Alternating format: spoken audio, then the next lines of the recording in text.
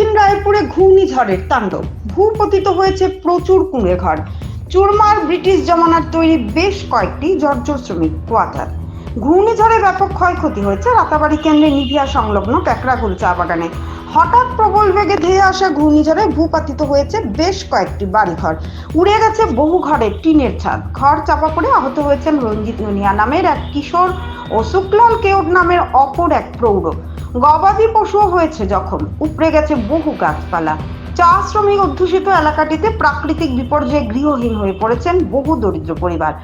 পাঠাখাউড়ে গাঁও পঞ্চায়েতের বৈষম্যের কারণে গ্রামটি শত শত দরিদ্র মানুষের জিও ট্যাগিং না হওয়ায় প্রধানমন্ত্রী আবাস হতে বঞ্চিত হয়ে কুঁড়ে ঘরে কিংবা 200 বছর পুরনো ব্রিটিশদের তৈরি জর্জর কোয়ার্টারে বাস করতে বাধ্য রয়েছেন তারা। এরই মধ্যে প্রাকৃতিক দুর্যোগে সেই সব কুঁড়ে ঘর কিংবা জর্জর কোয়ার্টার ভেঙে পড়ায় খোলা আকাশের নিচে এসে পড়েছে বহু দরিদ্র পরিবার। সেই সঙ্গে পার্শ্ববর্তী দক্ষিণ রায়পুর গ্রামেও উড়ে গেছে বহু ঘরের টিনের ছাউনি, ধূলিসাৎ হয়েছে বেশ কয়েকটি বসত বাড়ি।